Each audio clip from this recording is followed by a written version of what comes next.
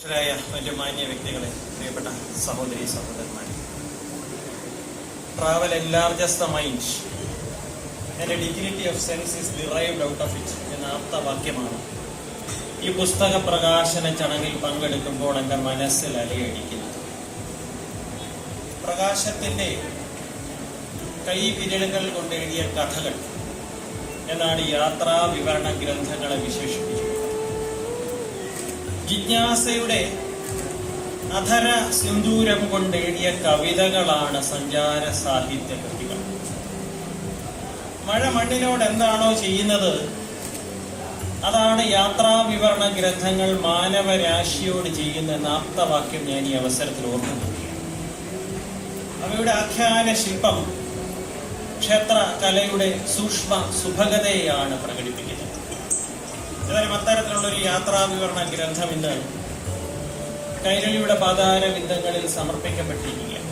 Books are kings treasures എന്നാണ് പറഞ്ഞത്. Treasures filled not with gold, silver or other precious stones, but with riches much more valuable than these: knowledge, noble thoughts and high ideas. Poor indeed is the man who does not read, and empty is his life. തന്റെ പ്രഥമ African പര്യടനത്തിന് പുറപ്പെട്ടപ്പോൾ പ്രശസ്തനായ ശ്രീ എസ്.കെ. പൊറ്റക്കാടിനോട് നിരൂപകനായ ശ്രീ കുട്ടൻകൃഷ്ണമാരാർ ചോദിക്കുകയുണ്ടായി, ലോകത്തിൽ എത്രയോ വികസിതവും വികസ്വരവുമായ രാഷ്ട്രങ്ങൾ ഉണ്ടെന്നിരിക്കെ ഇരുണ്ട ഭൂഖണ്ഡമായ ആഫ്രിക്കയിലേക്ക് താങ്കൾ എന്തിനാണ് പോകുന്നത്? പച്ചയായ മനുഷ്യനെ കാണുവാനും പഠിക്കുവാനുമാണ് ഞാൻ ആഫ്രിക്കയിലേക്ക് പോകുന്നത് എന്നായിരുന്നു എസ്.കെയുടെ മറുപടി.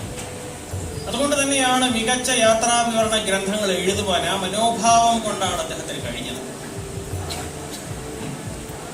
ദീർഘസ്കന്ധനായ പുള്ളിപ്പുലിയെയും ഫ്രഞ്ച് നർത്തകികളെ പോലെ നൃത്തം ചെയ്യുന്ന ഒട്ടകപ്പക്ഷിയെയും ആതപസ്നാനം ചെയ്യുന്ന മുതലക്കൂട്ടങ്ങളെയും യഥാതഥം നൈൽ ഡയറിയിൽ വരച്ചു കാട്ടുവാൻ എസ്.കെക്ക് കഴിഞ്ഞെങ്കിൽ അതിന്റെ പിന്നിൽ പ്രവർത്തിച്ചത് ഈ മനോഭാവം തന്നെയാണ്.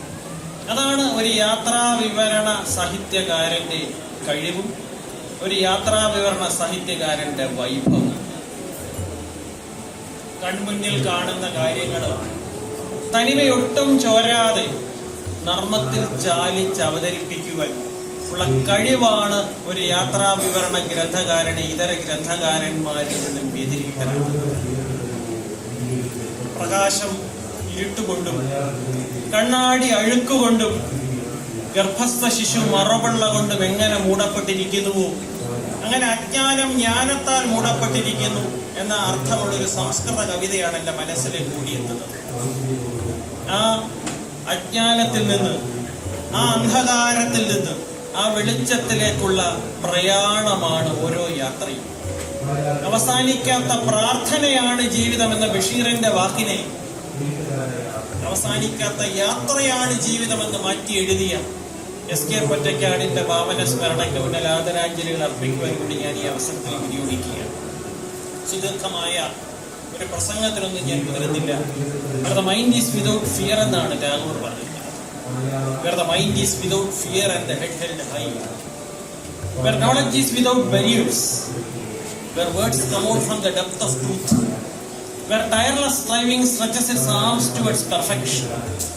Where the clear stream of reason has not lost its way in the dreary desert sand of dead habit. To that heaven of freedom, my father, let my country awake. ആ എവൈക്കനിങ് ആണ്, ആ ഉയർത്തെണീപ്പാണ്, ആ ഉണർത്ത് പാട്ടാണ് ഓരോ പുസ്തക പ്രകാശനം. വായിച്ചു വളരുക എന്ന ഗ്രന്ഥശാലാ സംഘത്തിന്റെ മുദ്രാവാക്യം. അതോടൊപ്പം വായിക്കാതിരുന്നാൽ മുരടിക്കും എന്നൊരു താക്കീത് കൂടി നൽകുവാൻ ഞാൻ ഈ അവസരം വിനിയോഗിക്കുക. ഗ്രന്ഥങ്ങൾ അറിവിന്റെ നിറകുടങ്ങളാണ്.